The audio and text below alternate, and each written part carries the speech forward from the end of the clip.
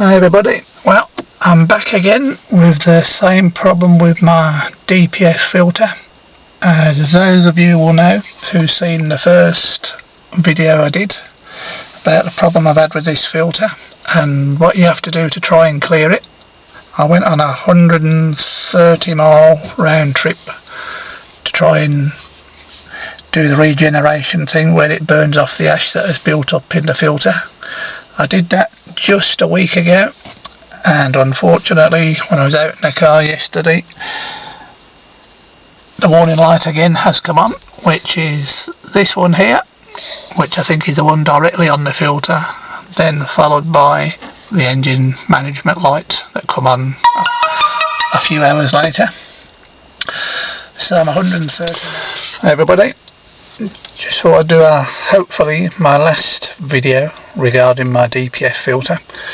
For those of you who watched the first video, you'll know that I did the recommended thing of going on a long drive. I did 130 miles to try and clear the filter. This actually lasted a week before it knackered up again. So I guess maybe if your filter's not too bad, maybe that works, but to get to a certain point I assume that's not going to do the trick. So what I ended up doing in the end was I actually had to take the diesel particular filter off in the end. I'd seen a couple of videos of people saying jet wash them. I had a few people saying that'll knacker it up, but I thought, well, it's knackered anyway by the looks of it, so I've got nothing to lose by giving that a go. So I did take the filter off. I had to go with a little airline on it at first, because I'd seen a few people do that and got quite a bit of crap blowing out of it. I did get a few good puffs of black soot out of it when I done that, but nowhere near as much as I'd seen a few people who'd done it, so I thought that's probably not going to be anywhere near enough to resolve this problem. So I took it to work with a mate of mine. We got the jet wash set up, and basically I spent about 10 minutes blasting a shitload of water through it. Did get a good amount of crappy water out of it for the first 5 minutes. You'll find this easy if you've got someone to help you, because you have got a few holes where you've took like the CO2 sensor out of it, where you can do with someone plugging the finger in it, and there's a couple of little pipes as well that you can do with blocking up, just to make sure the bulk of the water goes through the main part of the filter. So I'd done this till the water started running fairly clearly, and I was hoping it was going to work, but had my doubts. But took it back home, got it all bolted back up the same day. Took it for a good half-hour run, thinking the heat of the exhaust and obviously all the water in there, I wanted to make sure the bulk of the water evaporated from it. Plus I was thinking, kind of like basically you'd be giving it a steam clean, and put my foot down a fair bit after I'd warmed the car up a bit, and did get a few decent puffs of smoke out the back of it, because this car had stopped kind of really giving any dirt out the back of it, even when you really floored it a good while ago. So that, to get to the point, that was about 7 weeks ago, and the car has been running a dream since then. So that jet washing it through appears to have resolved the problem.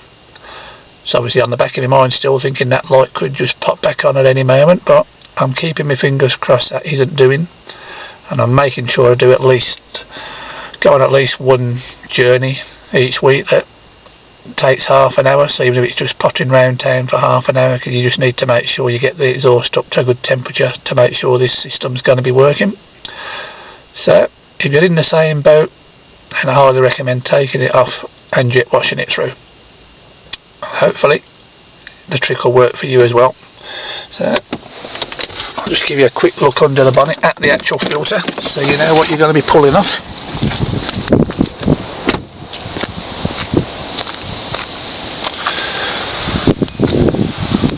Right, here's your turbo, and here's basically that's the start of the DPF filter, so that's basically just a bit of exhaust pipe here. So that's nice and simple to come off. You've just got, see where the torch shining there, you've just got a bolt there to undo, and this here is actually just like a steel clamp that just basically opens up, and then that will release the downpipe from the turbo. And there's the actual DPF filter there, this big thing here. There's your CO2 sensor just there, so you've got to take that out, unbolt the top, there's a little clip there holding, and basically at the bottom it goes under the front of the car and starts to go towards the back, just a little, not too far back, about where the bulkhead is, and then you've just got 2 bolts that clamp it to the main part of the exhaust then. So you take them off and you're pretty well sorted. Don't know if you're going to be able to see, there's also 2 rubber pipes that need to come off. Just trying to see if I can spot where they are. And just see one right down there. Don't know if you can see that little steel pipe coming off. Bit hard to see, but you'll know it when you see it. It's just 2 very thin tubes that you've got 2 rubber pipes on. Just need to pull them off and then the whole thing drops away. The biggest tip I will give you, it's a bit hard to see again with all this crap here, because you're going to remove all this to give yourself a bit of room when you're actually doing the job, but the biggest tip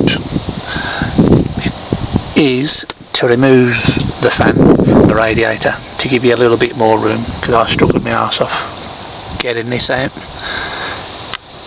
because that there is without the heat shield on it. There's a big heat shield that goes around that filter, and I just about got it off with it on, but I couldn't get it back on with the heat shield on.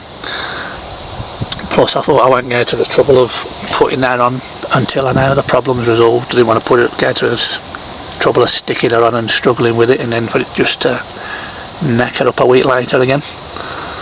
So definitely take that off. You'll make life a hell of a lot easier for yourself. So one of them jobs, a little bit fiddly, but not as bad as it could be. So if you're in the same boat, take it off, jet wash it, and there's a very good chance the problem will be fixed. Catch you guys later. Ta-da.